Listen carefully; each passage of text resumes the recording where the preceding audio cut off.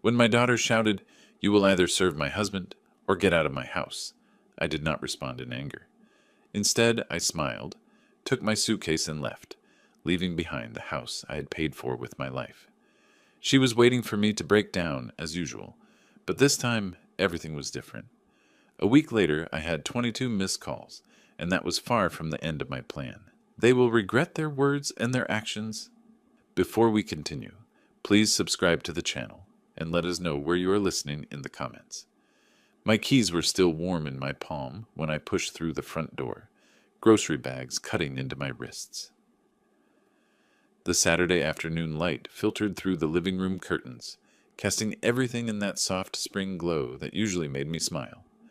Not today. Harry was sprawled in my leather recliner, Martha's last gift to me before the cancer took her. His stockinged feet were propped up, a half-empty beer bottle dangling from his fingers. The remote control rested on his belly like he owned the place, which I suppose he thought he did. Old man, he didn't even look up from the basketball game. Grab me another beer from the fridge while you're up. I set the grocery bags down slowly, feeling the weight of the milk cartons and bread loaves. The plastic handles had left red marks across my palms. "Excuse me?" "You heard me." Harry's eyes stayed fixed on the television screen. "Corona, not that cheap stuff you drink." Something cold settled in my chest. I'd bought those Coronas specifically for him. Spent my Social Security money on beer I'd never touch. "Harry?" I just walked in. "I need to put these groceries away." Now he looked at me. His face carried that familiar expression, the one that said I was being unreasonable.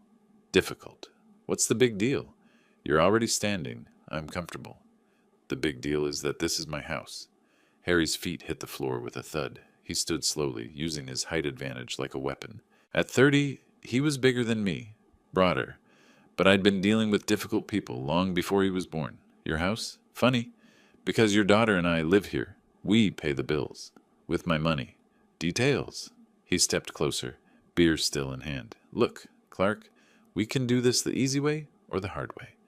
You want to keep living here peacefully? You play ball. Simple as that." The kitchen door swung open. Tiffany appeared, her blonde hair pulled back in a messy ponytail, dish towel in her hands. She took in the scene. Harry standing over me, the tension thick enough to choke on. "What's going on?" Her voice carried that warning tone I remembered from her teenage years. "Your father's being difficult," Harry said without taking his eyes off me. "I asked him to get me a beer, and he's making it into some kind of federal case." Tiffany looked at me with disappointment, like I was a child acting out. "Dad, just get him the beer. It's not worth fighting over." But Harry wasn't done. He moved closer, close enough that I could smell the alcohol on his breath. "See, Clark, here's how it's going to work. You live in our house. You contribute. That means when I ask you to do something, you do it. No questions, no attitude." "Our house?" I kept my voice level, even though my heart was hammering. "That's right." Tiffany stepped beside her husband, presenting a united front. "Dad, you need to decide, right now. Either you help Harry and do what he asks, or you can pack your things and leave." The words hung in the air like smoke. I looked at my daughter, searching for any hint of the little girl who used to climb into my lap during thunderstorms. She stared back with Harry's same entitled expression. "All right," I said quietly. Harry smirked, thinking he'd won. "Good. Now, about that beer. I'll pack." The smirk died on his face. Tiffany's mouth fell open slightly, like she'd expected me to crumble, to apologize and shuffle to the kitchen like a beaten dog. I turned toward the hallway, leaving the grocery bags where they sat. Behind me, I heard Harry's sharp intake of breath. Tiffany's whispered, "Dad, wait." But I was already walking toward my bedroom, my footsteps steady on the hardwood floor. Martha and I had refinished together 20 years ago. The suitcase came down from the closet shelf with a soft thump. I'd bought it for our honeymoon to Yellowstone, back when Martha was still alive and the future stretched ahead like an open road. Now it gaped empty on the bed, waiting to swallow what remained of my life in this house. I packed methodically. Underwear, socks, 3 changes of clothes. Not everything, just enough. From the living room came the low murmur of urgent whispers, Harry's voice rising occasionally above Tiffany's softer tones. They were figuring out what to do, how to handle the old man's unexpected rebellion. My hands moved without conscious thought, folding shirts and rolling ties. The photo of Martha went into the side pocket, wrapped in tissue paper. My medications. Reading glasses, the small leather journal where I tracked expenses. When I wheeled the suitcase down the hallway, they stopped talking. Harry had returned to his chair, but his posture was different now. Alert, watchful. Tiffany stood by the kitchen doorway, arms crossed, trying to look stern but failing to hide her uncertainty. Neither of them said goodbye. The car started on the first try, my old Buick reliable as always. I backed out of the driveway without looking at the house, without seeing if they were watching from the window. The 30-minute drive to Pine Lodge gave me time to think. The memories came in waves as I drove through downtown Kalispell. Tiffany's college tuition, $40,000 a year for that fancy private school she'd insisted on. I'd worked overtime at the bank for 4 straight years, taking on extra clients, staying late to review loan applications. My hands cramped just remembering all those forms. Her wedding had cost $25,000. Harry's family couldn't afford their half, so I'd covered it quietly, not wanting to embarrass anyone. The reception hall, the flowers, her dress, everything had to be perfect for my little girl's special day. Then came the house. $80,000 from my retirement savings for their down payment, because young couples needed help getting started. That's what fathers did, I told myself. That's what Martha would have wanted. The monthly payments followed like clockwork. $1,200 for their mortgage, $300 for utilities, $500 for groceries when money got tight. My Social Security check disappeared into their lives piece by piece, and I'd convinced myself it was love. Pine Lodge Motel sat on the outskirts of town, a low building with faded paint and a neon sign that flickered intermittently.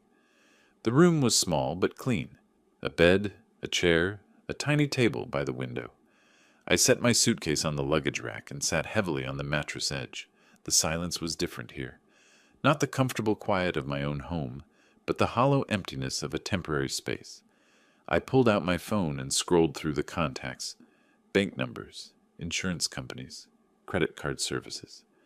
Numbers I knew by heart from 30 years in finance. Tomorrow was Sunday, but some things could still be done. Some calls could still be made. I opened my laptop on the small table and logged into my online banking. Account balances glowed on the screen. Checking, savings, retirement accounts, numbers that represented a lifetime of careful planning, of denying myself small luxuries so I could take care of my family. The cursor blinked in the search bar, waiting for me to decide what came next. Sunday morning arrived gray and overcast, fitting my mood perfectly. I spread my paperwork across the motel table, like a general planning a campaign. Bank statements, insurance policies, legal documents. Everything organized, everything within reach. The first call went to First National Bank. Sunday banking was limited, but automated systems never slept. "Good morning, Mr. Miller," the representative said after I navigated through the phone tree. "How can I help you today?" "I need to cancel the automatic mortgage payment for 847 Pine Street, the account ending in 4729. A pause. Computer keys clicking. "Sir, I show that payment has been active for 5 years. Are you sure you want to discontinue it?" "Completely sure." "May I ask the reason for the change?" "The homeowners no longer qualify for my financial assistance." More clicking. "Very well, Mr. Miller. The automatic payment will be canceled effective immediately. You should receive written confirmation within 3 business days." The second call was easier. Geico had been insuring both their cars on my policy for 3 years. Harry's Silverado, Tiffany's Honda. $280 every month for vehicles I never drove. Coverage for accidents I'd never cause. "I need to remove 2 vehicles from my policy," I told the agent. "My daughter and son-in-law will need to establish their own coverage." "When would you like this change to take effect?" "Today." The credit cards took longer. Tiffany was an authorized user on 3 of my accounts: Visa, MasterCard, and the store card from Costco.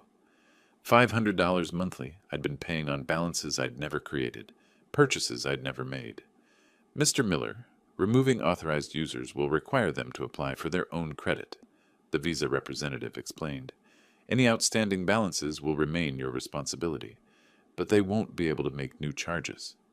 I understand. Remove them immediately. Each call felt like lifting a weight from my shoulders. 30 years of banking experience had taught me the system's ins and outs, the legal language, the proper procedures. Everything I was doing was completely within my rights. The life insurance change required written documentation, but I started the process. $100,000 that was supposed to go to Tiffany, money I'd earned to protect my family's future. But family meant something different now. By noon, I'd made 8 calls. Mortgage payments stopped. Insurance canceled. Credit cards blocked. The automatic transfers that had been bleeding my accounts dry for years. All of it ended with polite conversations and confirmation numbers. I sat back in the cheap motel chair and looked at my notes. Confirmation numbers, reference codes, effective dates. The paper trail of financial independence. My phone sat silent on the table.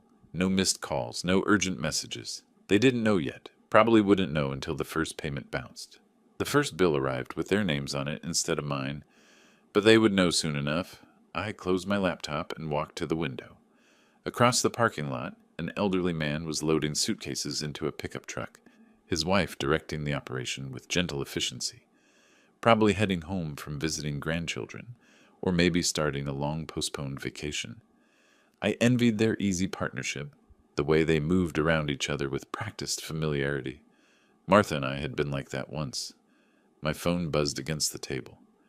Unknown number. I let it ring. The week passed quietly for me, but apparently not for them. I'd settled into a routine at Pine Lodge.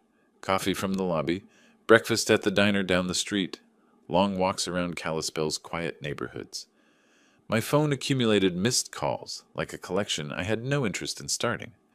By Wednesday, there were 12 messages. By Friday, 22. I listened to them in chronological order, watching the progression from confusion to anger to desperation. The first few were almost casual. Tiffany asking if there was some kind of banking error with the mortgage payment.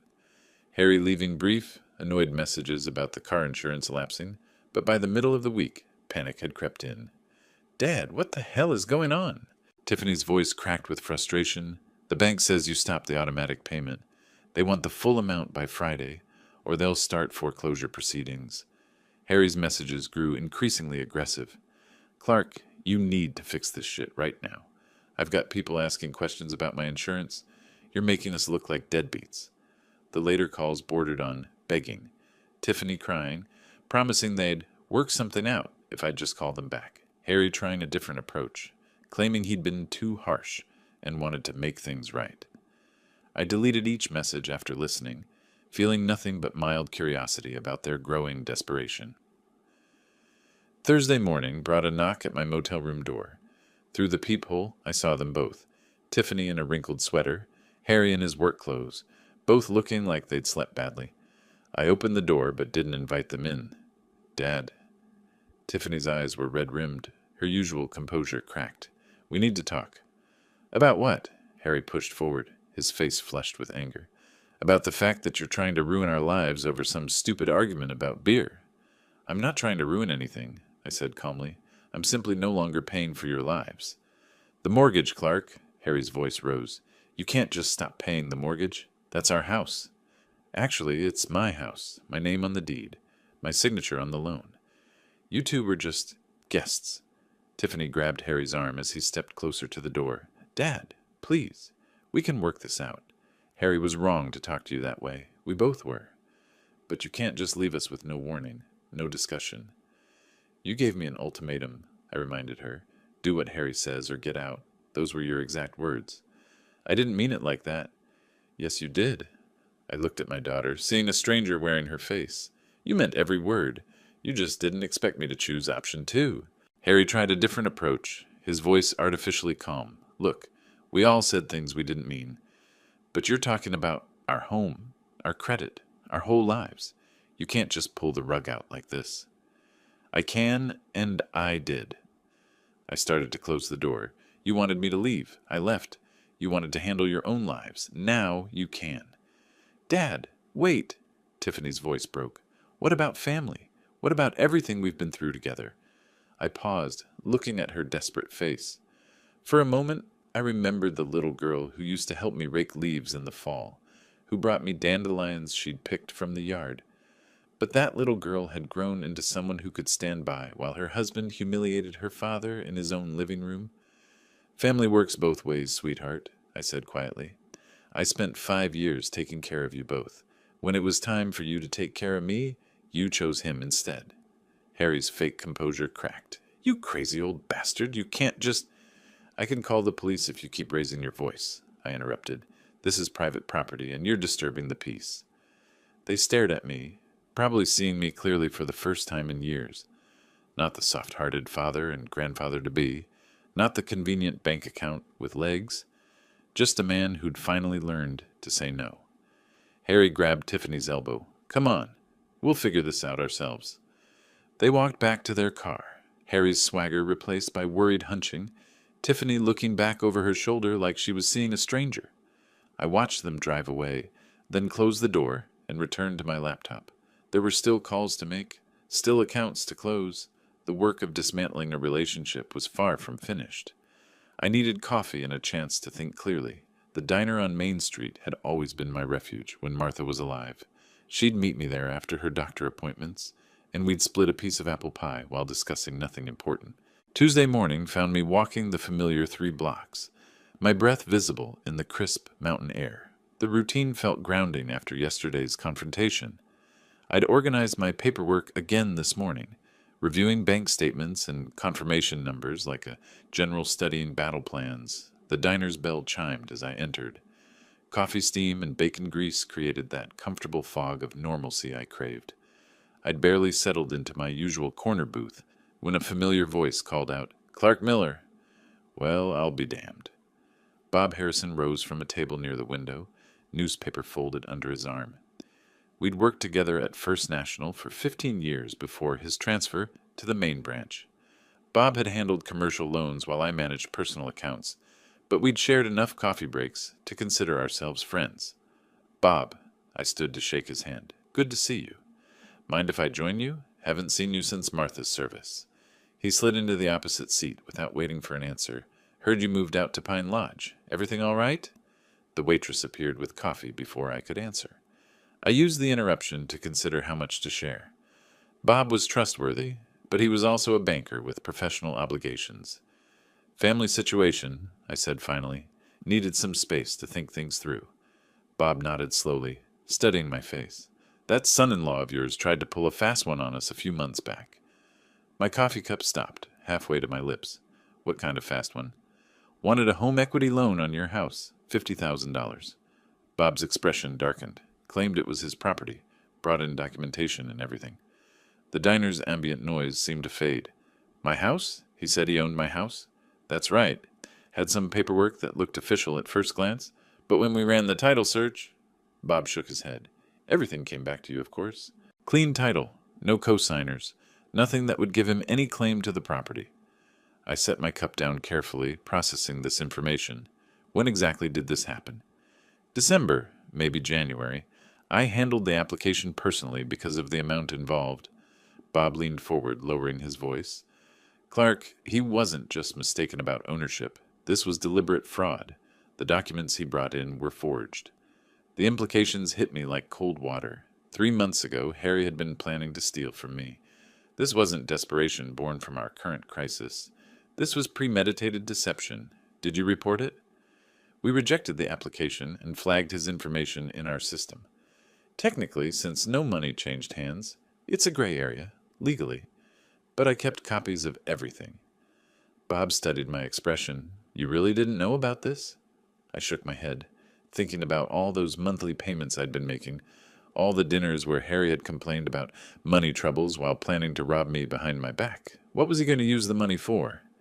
Bob glanced around the diner, then leaned closer. According to his application, home improvements. But word around town is Harry's got gambling debts, pretty substantial ones. How substantial? Jim Morrison might know more. You remember Detective Morrison? He mentioned something about Harry being a regular at Glacier Peaks Casino. I did remember Jim Morrison. We'd served on the church building committee together, and his daughter had been in Tiffany's graduating class. If Jim had information about Harry's gambling, it was probably accurate.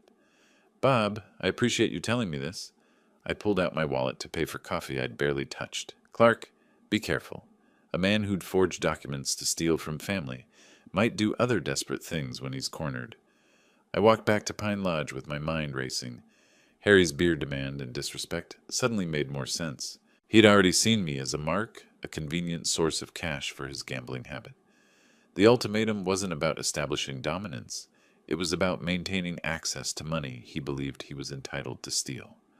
Back in my motel room, I opened my laptop and created a new document titled Harry Thompson Evidence. Bob's revelation was just the beginning. If Harry had been lying about this, what else had he been hiding? The courthouse closed at 5 p.m. I had 1 hour to file the paperwork that would change everything. After lunch, I'd driven straight from the diner to the Flathead County Courthouse, an imposing brick building that had intimidated me as a young man but now seemed like an ally. The clerk's office was on the second floor, staffed by a middle-aged woman who processed my eviction notice with professional efficiency. "Mr. Miller, you understand this is your daughter's residence?" She reviewed the property deed I'd provided, comparing it to the eviction documents. "It's my property. The residents have violated the terms of their occupancy." "What terms would those be?" I'd prepared for this question. "Verbal agreement requiring mutual respect and contribution to household expenses." "Both conditions have been breached." She stamped the papers with practiced authority. 30-day notice period begins today. If they contest, we'll schedule a hearing. Otherwise, the sheriff will serve final papers after the deadline. "How long before they receive this?" "Sheriff's Department handles service of process, usually within 48 hours. I thanked her and collected my copies, feeling the weight of legal authority behind my actions. No more financial manipulation or emotional blackmail. Everything was going through proper channels. Now, my next stop was the police station. Detective Jim Morrison's office was tucked in the back corner of the building, a cramped space dominated by filing cabinets and coffee-stained paperwork. Jim had aged since I'd last seen him. More gray hair, deeper lines around his eyes, but his handshake was still firm. "Clark, what brings you to my corner of the world?" "Information gathering. Bob Harrison mentioned you might know something about Harry Thompson's gambling activities." Jim's expression shifted to professional interest. "Your son-in-law? What's the context here?" I explained the situation briefly. The ultimatum, my departure, the discovery of Harry's attempted loan fraud. Jim listened without interrupting, occasionally making notes. "Harry's definitely known at Glacier Peaks," Jim said when I finished. "Regular player, usually at the poker tables. Staff mentioned he's been more frequent lately, playing higher stakes." "Any idea how much he owes?" "Different creditors, different amounts. We've had calls about collection issues. Nothing criminal yet, but heading that direction. I'd estimate 18 to 20,000 total." The number staggered me. Harry had been living in my house, eating my food, demanding my respect, while secretly burning through enough money to buy a decent car. Who are these creditors? Mix of legitimate lenders and less savory characters. The legitimate ones are getting impatient. The others, Jim shrugged. Let's just say they don't usually involve law enforcement in their collection methods. What's the timeline looking like? He's been stalling for about 6 weeks. Most creditors will give someone 3 months before escalating. Harry's running out of road. I left the police station with a clearer picture of my son-in-law's situation. The gambling explained his desperation, his attempt to fraudulently mortgage my house, and his increasing aggression toward me. I wasn't just a convenient funding source. I was his only hope of avoiding serious consequences. That evening, I sat in my motel room reviewing the day's progress. Legal eviction notice filed and ready for service. Confirmation of Harry's gambling debts and fraudulent activities. A growing network of professional allies who understood the real situation. I opened my laptop and updated my evidence file, adding Jim Morrison's information to Bob Harrison's revelations. Pattern recognition had been a crucial skill in banking, and the patterns here were becoming crystal clear. Harry wasn't just disrespectful or entitled. He was desperate, dishonest, and dangerous. The more pressure he felt, the more reckless he would become. I needed to be ready for whatever came next. Tomorrow, I would start making strategic phone calls to Harry's creditors. Not to pay his debts, Those consequences were his to face, but to ensure they knew his true financial situation, including the fact that he had no legal claim to my property. The truth was always the best weapon. Word travels fast in a town like Kalispell. By Friday, I realized it was time to control the narrative. My first encounter happened at the post office, where Mrs. Henderson from the church mailing committee cornered me near the stamp machine. She was one of those women who collected information like others collected recipes, always ready to share what she'd learned. "Clark, dear, I've been hearing troubling things about family troubles. Is everything all right?" I considered my response carefully. Mrs. Henderson would repeat whatever I said to at least a dozen people by Sunday service. Tiffany and Harry asked me to move out, so I did. Sometimes adult children need to handle their own responsibilities. Her eyebrows rose. "They asked you to leave your own house?" It seemed like the best solution for everyone involved. "But didn't you pay for their wedding and help them with the down payment?" She leaned closer, lowering her voice conspiratorially. "I always wondered how they afforded that house on Harry's salary." I nodded but didn't elaborate. The facts would speak for themselves. My next stop was Miller's Hardware, where I'd worked part-time after retiring from the bank. Tom Kowalski, the owner, looked up from his inventory sheets with genuine concern. "Clark, heard you're staying out at Pine Lodge. What's going on?" 3 other employees gathered around as I explained the situation. Their reactions were immediate and unanimous. Shock that Harry had treated me so disrespectfully. Anger that I'd been supporting them financially for years without recognition. "You paid for their college tuition?" Dave, the assistant manager, shook his head in disbelief. "Harry told everyone his family was well off. Said they were helping you with mortgage payments." "Harry said a lot of things that weren't true," I replied calmly. Tom's expression darkened. "That explains why he always seemed to have money but never worked overtime. We offered him extra shifts plenty of times, but he always had other commitments." "Those commitments were probably at the casino," muttered Sarah from the paint counter. By the time I left the hardware store, I knew the real story would be all over town within hours. Kalispell's small-town network was more efficient than any advertising campaign. My third stop was St. Mark's Lutheran Church, where Pastor Williams was preparing for the weekend services. He invited me into his office, offering coffee and a chair that had comforted many troubled parishioners over the years. "Clark, several people have mentioned they're concerned about you. Can you help me understand what's happening?" I appreciated Pastor Williams' direct approach. He wasn't fishing for gossip. He was trying to help a member of his congregation. "Pastor, I've been financially supporting my daughter and son-in-law for 5 years. Last weekend they made it clear that my presence in the house was conditional on my following Harry's orders. I chose to leave, rather than accept that arrangement. That must have been incredibly painful." "It was clarifying," I said honestly. "I love my daughter, but I won't be treated like a servant in my own home." Pastor Williams nodded thoughtfully. "Sometimes loving someone means allowing them to face the consequences of their choices.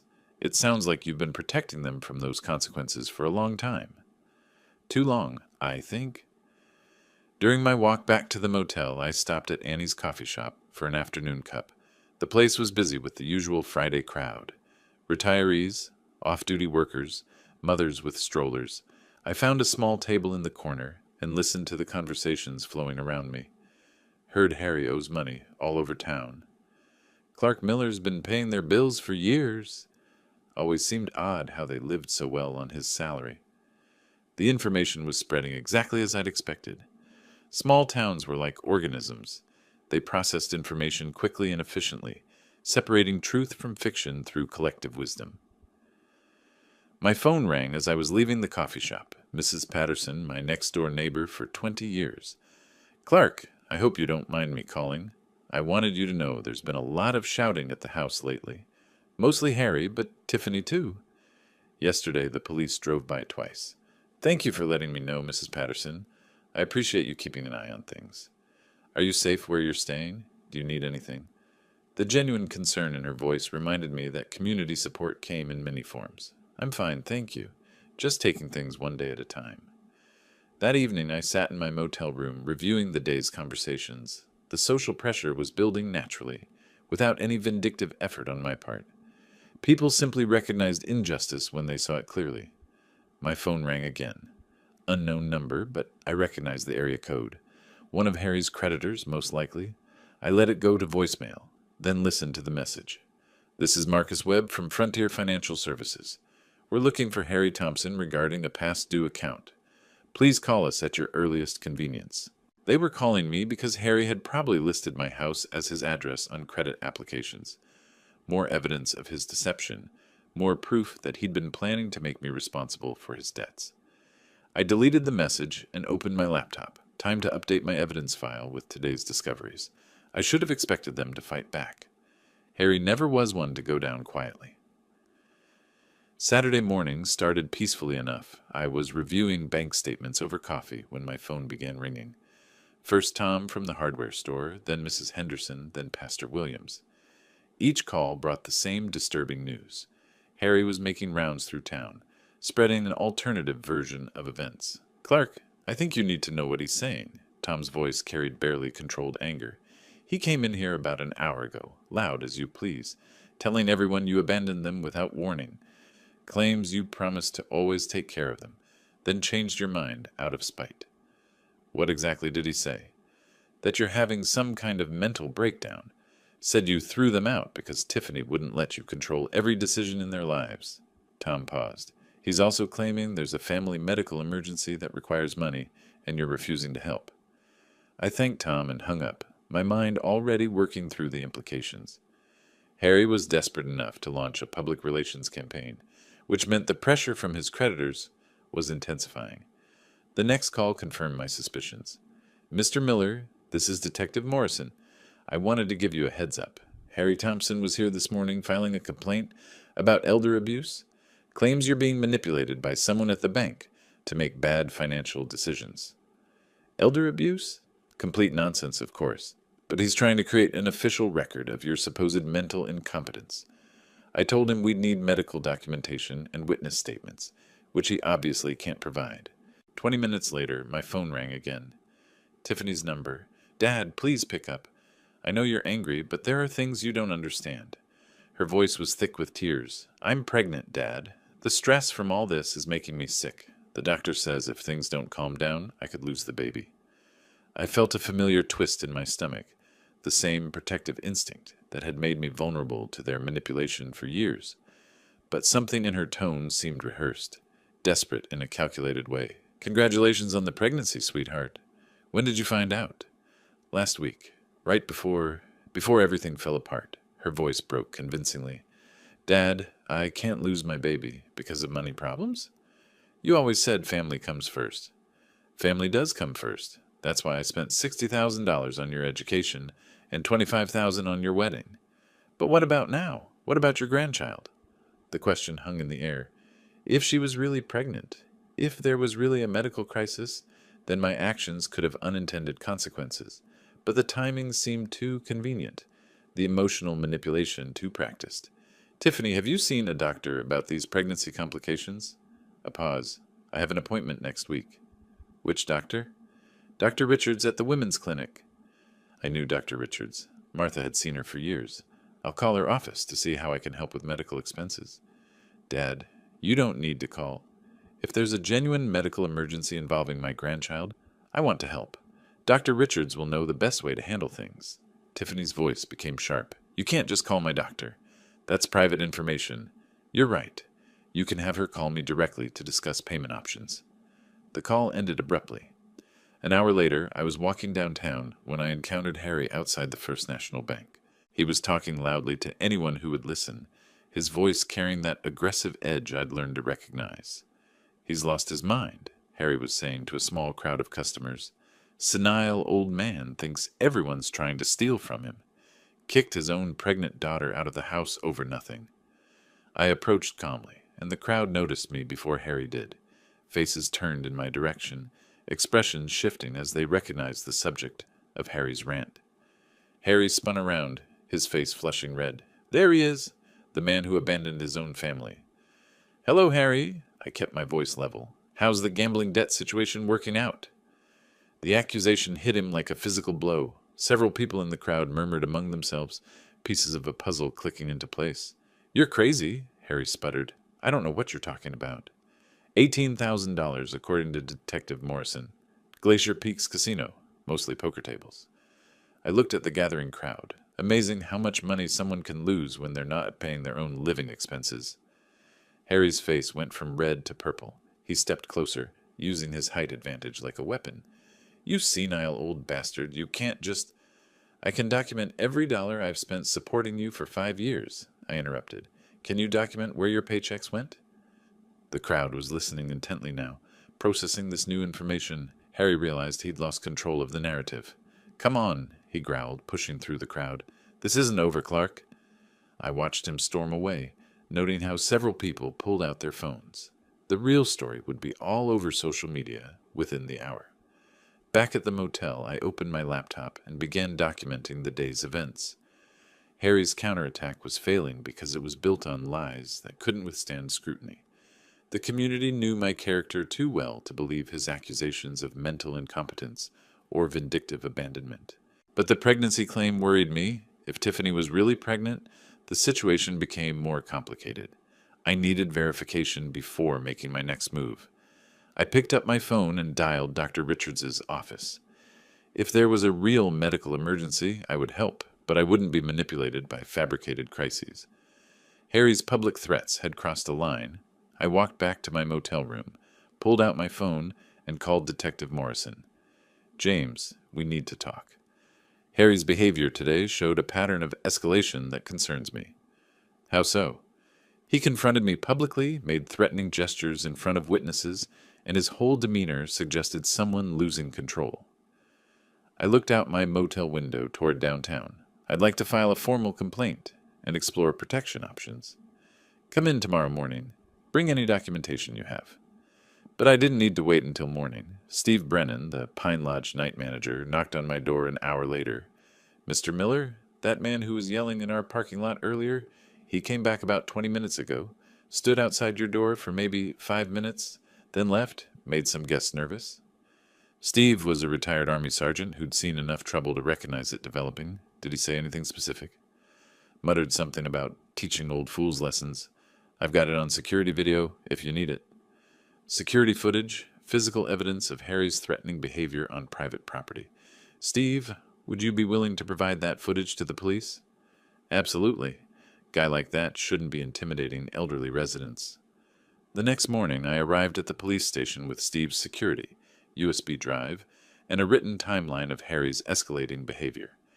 Detective Morrison reviewed everything with professional thoroughness. Clark, this shows a clear pattern of intimidation. Combined with what I witnessed yesterday at the bank, we have grounds for a restraining order. What would that involve? Legal prohibition against Harry coming within 500 feet of you or your property? Violation means immediate arrest. Jim leaned back in his chair. There's something else you should know. Harry consulted with a lawyer Friday about adverse possession laws. The words hit me like cold water. Squatters' rights. Exactly. He was researching whether he could claim legal ownership of your house based on living there continuously. Jim's expression was grim. Montana requires 5 years of hostile occupation. They've been there 3 years. He was planning to wait 2 more years, then file a claim. The implications staggered me. Harry hadn't just been freeloading. He'd been executing a long-term plan to steal my family home through legal technicalities. Does he have any legitimate claim? None whatsoever. Adverse possession requires hostile occupation without the owner's permission. Since you gave them permission to live there and they never paid rent or property taxes, there's no legal basis. Jim pulled out a file folder. But it shows premeditation. He's been planning this theft for years. What about the restraining order? I can fast-track it given the evidence. You'll have it by this afternoon. I left the police station with a new understanding of my son-in-law's character. The beer incident hadn't been about establishing dominance. It had been about maintaining a deception that would culminate in stealing my home. Walking back to my car, I pulled out my phone and scrolled through my contacts. Time to make some strategic calls. The first was to Marcus Webb at Frontier Financial Services, one of Harry's creditors who'd been calling my number. Mr. Webb, I'm returning your call about Harry Thompson. I need to clarify something important. He doesn't live at my address anymore and has no legal claim to my property. He listed that address as his residence on all credit applications. He was a guest in my home. I evicted him last week. If you're looking for him, he works at Mountain View Auto Dealership on Highway 93. The second call was to Continental Credit Recovery. This is Clark Miller. You've been calling about Harry Thompson's debts. I want to clarify that Mr. Thompson has no ownership interest in my property and is no longer residing there. Each call was brief and factual. I wasn't paying Harry's debts or providing personal information, just correcting the false address he'd been using to avoid his creditors. By noon, I'd contacted 6 different collection agencies. Harry's carefully constructed house of cards was about to collapse. That afternoon, Judge Morrison signed my restraining order. Harry Thompson was now legally prohibited from coming within 500 feet of me or my property. Violation would result in immediate arrest and possible jail time. I drove back to Pine Lodge feeling the satisfaction of justice properly applied. Harry had spent 3 years planning to steal my home. Now he couldn't even approach it legally. My phone buzzed with a text from an unknown number. "This isn't over, old man." I forwarded the message to Detective Morrison, then blocked the number. Evidence collection had become second nature. Monday morning, I filed the restraining order. By noon, I was watching Harry's world collapse from multiple directions. The courthouse clerk stamped the final copy with efficient authority. "Mr. Miller, this order is effective immediately. Any contact or approach within 500 feet constitutes a violation." I thanked her and walked to my car. Knowing the sheriff's deputy would serve Harry the papers within hours, my phone was already ringing. "Clark, this is Mike Brennan from Mountain View Auto." Mike was Harry's boss, a decent man who'd built his dealership on reputation and trust. "I need to ask you something directly. Are the things Harry's been saying about you true?" "What has he been saying?" "That you had some kind of breakdown and threw him out because of dementia. That there's a family medical emergency and you're refusing to help." Mike's voice carried skepticism. "Thing is, Clark, I've known you for 20 years. This doesn't sound like the man who co-signed my son's first car loan." "Mike, Harry gave me an ultimatum to obey his orders, or leave. I chose to leave. There's no medical emergency, and my mental faculties are fine, as my banker, lawyer, and police detective can confirm." A long pause. I was afraid of that. "Clark, I've got 3 customers today who mentioned Harry owing them money. One recognized him from the casino. This is affecting my business." "I understand. I'm going to have to let him go. Can't have this kind of controversy around customers who trust us with major purchases." 20 minutes later, I was having coffee at Annie's when I saw the first debt collector pull up to my former house, Continental Credit Recovery, based on the magnetic door sign. I'd spoken with them Friday about Harry's false address claims. My phone rang. "Tiffany's number? Dad? There are men at the house asking about Harry's debts. They want to know about our assets, our income, everything." Her voice carried genuine panic now. "What did you tell them?" "I told them the truth, that Harry doesn't own my property and no longer lives there. But they're talking about garnishing wages, seizing assets." "Dad, I don't understand any of this." "Sweetheart, that's what happens when someone borrows money they can't repay. Those are consequences Harry created, not me." "He owes $18,000? How is that possible?" So she really hadn't known the full extent. Gambling debts? Glacier Peaks Casino, according to Detective Morrison. Silence on the line, then quietly, "He told me he was working overtime those nights." "I'm sorry you're learning this way, Tiffany." And the sheriff's deputy was here too. Served Harry some kind of legal papers. He's been ranting and throwing things ever since. The restraining order. Harry was probably just realizing that his options had evaporated completely. "Dad, he's talking about leaving town. Says there's nothing left here for him." Her voice cracked. "What am I supposed to do?" "Make decisions based on who Harry really is, not who you hoped he was." That evening I parked across the street from my former house and watched the chaos unfold. 3 different creditor vehicles had visited during the day. Mrs. Patterson next door waved at me sadly. She'd been watching the situation develop with the concern of a longtime neighbor. Through the living room window, I could see Harry and Tiffany arguing. His gestures were aggressive, desperate. Hers looked defensive, frightened. The fairy tale marriage built on my financial foundation was crumbling as reality intruded. My phone buzzed, a text from Steve at Pine Lodge. That guy tried to get in the building again, told him about the restraining order. He left, but he was really angry. I forwarded the message to Detective Morrison. Harry was violating the restraining order within hours of being served. His desperation was making him reckless, which made him dangerous, but it also made him predictable. A desperate man with gambling debts, no job, and legal troubles had limited options. He could face his responsibilities like an adult, or he could run. Given what I'd learned about Harry's character, running seemed most likely. I drove back to Pine Lodge considering the implications. If Harry fled town to escape his creditors, what would happen to Tiffany?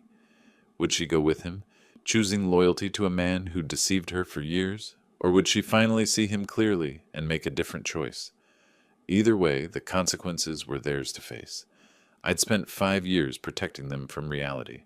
That protection had ended the day they asked me to choose between my dignity and their demands. I'd chosen dignity. Now they could choose their own path forward. 2 days of watching their desperation was enough. I called Tiffany Wednesday morning and told her to meet me at the diner. Just her. I can't leave Harry alone right now, Dad. He's really struggling with everything that's happening. Then we have nothing to discuss. The restraining order means I can't be around him anyway. A long pause. Where do you want to meet? Main Street Diner, 2 o'clock, back corner. Booth where we can talk privately. I arrived early and chose the booth facing away from the street. I wanted this conversation to focus on words, not worried glances at passing cars. When Tiffany arrived, she looked older than her 28 years. Stress lines around her eyes, nervous fidgeting with her purse strap, she slid into the opposite seat and immediately started talking. Dad, I know you're angry, but Harry's lost his job, and these debt collectors won't leave us alone. The phone rings constantly. People are showing up at the door demanding money we don't have. I waited until she finished, then spoke calmly. I'm offering you one chance to end this with some dignity, Tiffany. What do you mean? Public acknowledgement of the truth. Full disclosure of how much I've supported you both, and an honest explanation of why I left. Her face flushed. You want me to humiliate myself in front of the whole town? I want you to tell the truth. There's a difference. What kind of acknowledgement? I'd spent 2 days thinking through exactly what justice required. Church announcement Sunday during testimony time. Letter to the editor of the Tribune. Facebook post visible to all our mutual connections. Full details about college tuition, wedding costs, mortgage payments, and the ultimatum that caused me to leave.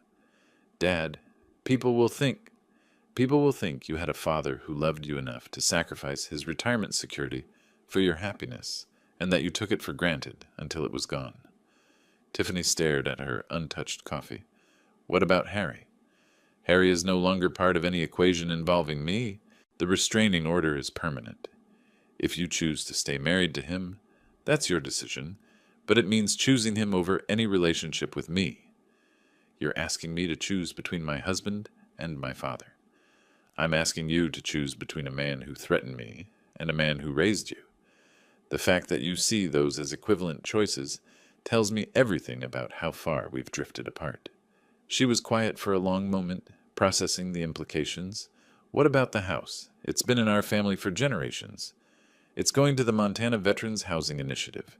3 families of veterans will live there. People who understand what service and sacrifice actually mean. The words hit her like a physical blow. The will? Already changed, witnessed, signed, and filed with my attorney.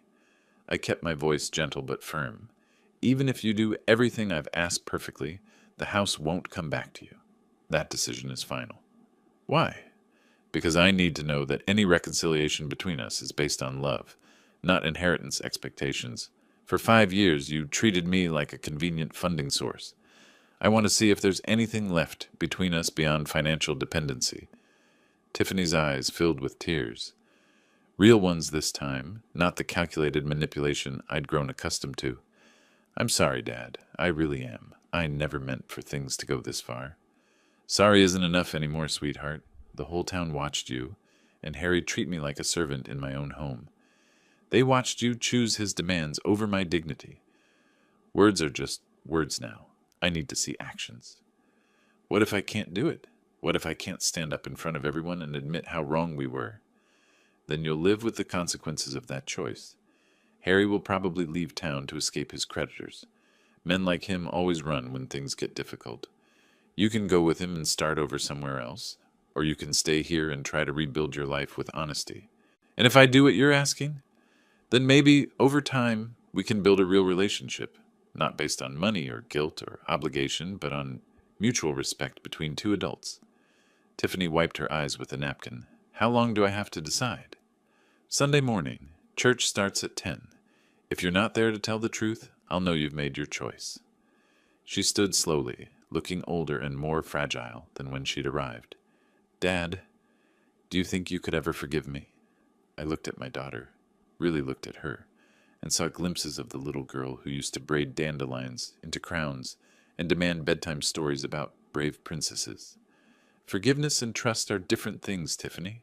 I forgave you the day I decided to leave rather than fight, but trust has to be earned back, one honest action at a time. She nodded and walked toward the door, shoulders bent under the weight of a decision that would determine the rest of her life. I remained in the booth, watching her drive away. Sunday was 4 days away. By then, I would know whether my daughter had the courage to choose truth over comfort, responsibility over loyalty to someone who had never deserved it. Sunday morning arrived clear and cold. I walked into St. Mark's, wondering if Tiffany would find the courage to tell the truth. The sanctuary was fuller than usual. Word had gotten around about some kind of family announcement. I took my regular pew 3 rows from the front and waited. Pastor Williams began the service with familiar hymns and readings, but I could feel the congregation's anticipative energy. When testimony time came, Tiffany stood from the back row. She looked small walking down the center aisle, but her steps were steady. At the podium, she gripped the edges and looked out at faces she'd known her entire life. I need to tell you all something important about my father. Her voice carried clearly through the silent sanctuary. For the past 5 years, Clark Miller has been supporting my husband and me financially. He paid $160,000 for my college education when I could have gone to a state school.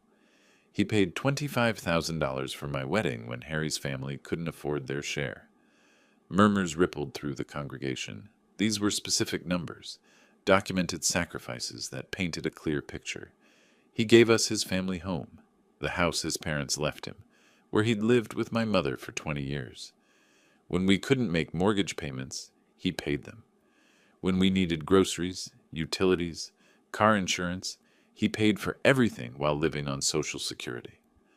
Her voice strengthened as she continued. 3 weeks ago, when my father wouldn't follow my husband's orders like a servant, we gave him an ultimatum: obey Harry or leave his own house. Dad chose to leave rather than surrender his dignity. The sanctuary was completely silent now. Even the children seemed to sense the gravity of her words. I stood by and watched my husband disrespect the man who sacrificed his retirement security for our comfort. I chose loyalty to someone who threatened my father over loyalty to the man who raised me with love and patience. Tears flowed freely now, but her voice remained clear. I'm standing here because my father offered me one last chance to choose truth over pride. I was wrong. Harry was wrong. My father deserved gratitude and respect, and instead we gave him ultimatums and demands. She looked directly at me. Dad, I'm sorry isn't enough for what we put you through, but I'm hoping it's a start. The congregation erupted in supportive murmurs as Tiffany returned to her seat. Pastor Williams approached the podium with tears in his own eyes. Sometimes the hardest courage is admitting our mistakes publicly. Tiffany has shown that courage today, and her father has shown us what dignity looks like under pressure. After the service, people approached me with embraces, handshakes, and words of support. Mrs. Henderson squeezed my hand. We all suspected you were helping them financially, Clark. What we didn't know was how they repaid your kindness. Tom from the hardware store clapped my shoulder. That took real character, what you did. Setting boundaries isn't easy when family's involved, but the most meaningful moment came when Tiffany approached me outside the church. The letter to the Tribune will run Wednesday. The Facebook post goes up tonight. She hesitated. Harry left town yesterday, packed his truck while I was at work, and disappeared. No forwarding address, no note, nothing. I wasn't surprised. Men like Harry always ran when confronted with consequences. I'm sorry your marriage ended this way. I'm not, she said quietly. I filed for divorce this morning, found out he'd been using my credit cards for gambling without telling me. The debts are worse than we thought. 3 months later, I stood in the front yard of my former family home, watching 3 veteran families move into the transitional housing units the Montana Veterans Housing Initiative had created. The house had been renovated into separate apartments, each family getting privacy while sharing common areas. Staff Sergeant Maria Santos, recently returned from deployment, directed her 2 children toward the playground equipment donated by local businesses. Mr. Miller, this opportunity means everything to us. Thank you for choosing veterans for this gift. Veterans understand sacrifice, I replied. This house should serve people who've actually earned it. My own life had settled into peaceful routines at the lakeside cabin I'd purchased, with money no longer flowing to ungrateful dependents. Morning coffee on the deck overlooking Flathead Lake, afternoon fishing, evening reading, simple pleasures that felt luxurious after years of financial stress and family drama. The cabin was small but perfectly suited to my needs.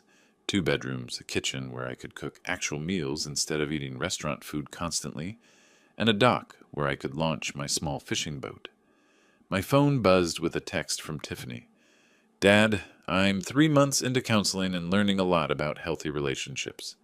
Could we try having coffee sometime? I'd like to earn your trust back, one conversation at a time.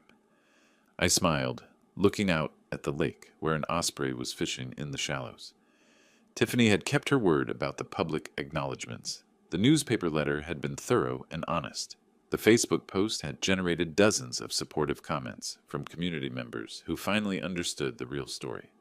More importantly, she was taking responsibility for rebuilding our relationship instead of expecting forgiveness without effort. I typed back, "Coffee sounds good. Saturday morning at the diner?" Her response came immediately. "I'll be there. And Dad, thank you for not giving up on me completely." I set the phone aside and watched the osprey rise from the water with a fish in its talons. Sometimes patience and dignity were rewarded, even when the wait seemed endless. The sun was setting over the Rockies, painting the lake surface gold and orange. In the distance, I could hear children laughing at the veterans' housing complex, families building new lives in the home where I'd learned the difference between generosity and enabling. Justice served, dignity preserved, and maybe, just maybe, a daughter ready to earn back her father's trust through honest effort rather than emotional manipulation. It had been worth the wait. If you liked this story, please like this video, subscribe to the channel, and share your impressions of this story in the comments. To listen to the next story, click on the box on the left. Thank you for watching.